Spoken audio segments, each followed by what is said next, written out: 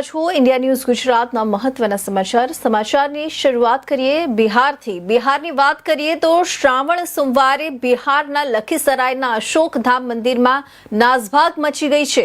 આ દુર્ઘટનામાં 7 મહિલાઓના મોત થયા છે। 12 થી વધુ લોકો ઘાયલ થયા હોવાનું કહેવાય છે। મૃત્યુઆંક વધવાની પણ આશંકા વ્યક્ત કરવામાં આવી રહી છે। ઘટના અશોકધામ સ્ટેશનથી મંદિર જવાના રસ્તા પર બની હતી। પ્રાથમિક માહિતી મુજબ રાત્રે આ રસ્તા પર વીજળીનો થાંભલો તાર સહિત પડી ગયો હતો। સોમવારે સવારે લગભગ 50,000 લોકો લાઇનમાં ઊભા હતા ત્યારે જ થાંભલામાં કરંટ ફેલાયાની અફવા ફેલાઈ, જેના પછી શ્રદ્ધાળુઓમાં અફરાતફરી મચી ગઈ અને લોકો આમ તેમ ભાગવા લાગ્યા, જેમાં બેરિકેડિંગ તૂટી ગયું અને લોકો એકબીજા પર પડી ગયા। અકસ્માત બાદ ઘટના સ્થળે ચીસાચીસ મચી ગઈ હતી। સ્થાનિક લોકો અને શ્રદ્ધાળુઓએ દબાયેલા લોકોને બહાર કાઢવાનું શરૂ કર્યું। ત્યારબાદ તેમને તાત્કાલિક સદર હોસ્પિટલમાં મોકલવામાં આવ્યા।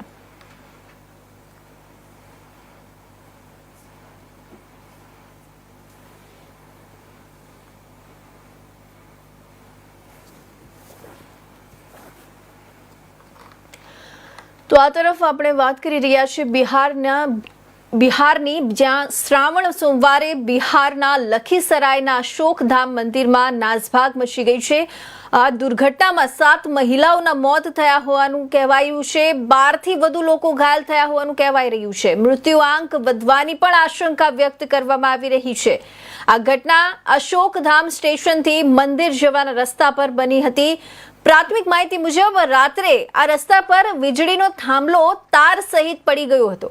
સોમવારે સવારે લગભગ 50,000 લોકો લાઇનમાં ઊભા હતા ત્યારે જ આ થાંભલામાં કરંટ ફેલાયાની અફવા ફેલાઈ હતી, જેના પછી શ્રદ્ધાળુઓમાં અફરાતફરી મચી ગઈ હતી અને લોકો આમ તેમ ભાગવા લાગ્યા હતા, જેમાં બેરિકેડિંગ તૂટી ગયું અને લોકો એકબીજા પર પડી ગયા હતા।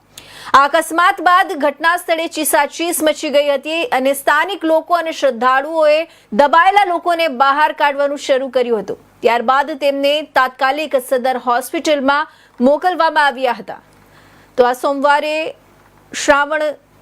સોમવારે બિહારના લખીસરાયના અશોકધામ મંદિરમાં આ દુર્ઘટના ઘટી છે।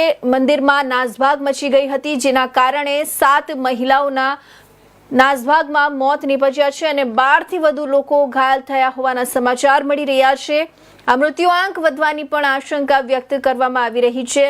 આ ઘટના જે છે તે અશોકધામ સ્ટેશનથી મંદિર જવાના રસ્તા પર બની હોવાનું કહેવાય છે। પ્રાથમિક માહિતી મુજબ રાત્રે આ રસ્તા પર વીજળીનો થાંભલો તાર સહિત પડી ગયો હતો, જેમાંથી સોમવારે સવારે લગભગ 50,000 જેટલા લોકો લાઇનમાં ઊભા હતા ત્યારે જ આ થાંભલામાં કરંટ ફેલાયાની અફવા ફેલાઈ હતી, જેના લીધે શ્રદ્ધાળુઓમાં અફરાતફરી મચી ગઈ હતી।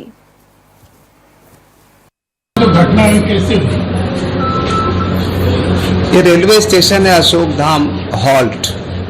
तो अशोकधाम हॉल्ट के ठीक सामने से जो क्यू है, जो मंदिर का क्यू, वो पहुंचा हुआ था अशोकधाम हॉल्ट तक और हॉल्ट के पास 2 ट्रेनें का भी ठहराव हो गया था। वो दोनों ट्रेन उसी समय आई थी और एक बिजली का पोल भी स्टेशन का ही कहीं सामने में वो गिर गया राइट साइड में।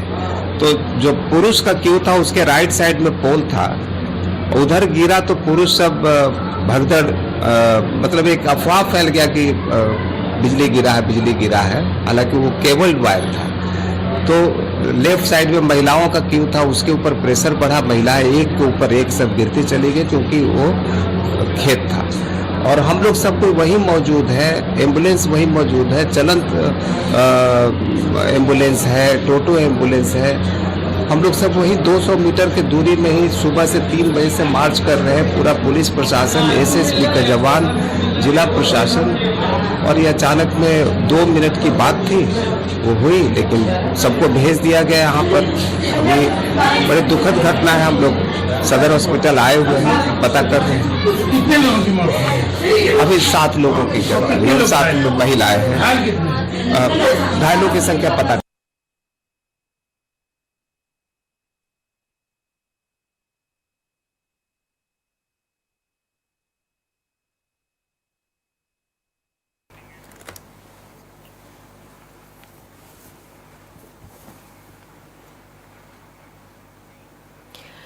તો સોમનાથની વાત કરીએ. શ્રાવણ માસના પ્રથમ સોમવારે સોમનાથ મહાદેવના દર્શન માટે વહેલી સવારથી જ હજારોની સંખ્યામાં ભક્તો ઉમટી પડ્યા હતા. સોમનાથ મંદિર પરિસર શિવ ભક્તોથી ખીચોખીચ ભરાઈ ગયું હતું. ભક્તોમાં ભગવાન શિવના દર્શનને લઈને ભારે ઉત્સાહ જોવા મળ્યો હતો.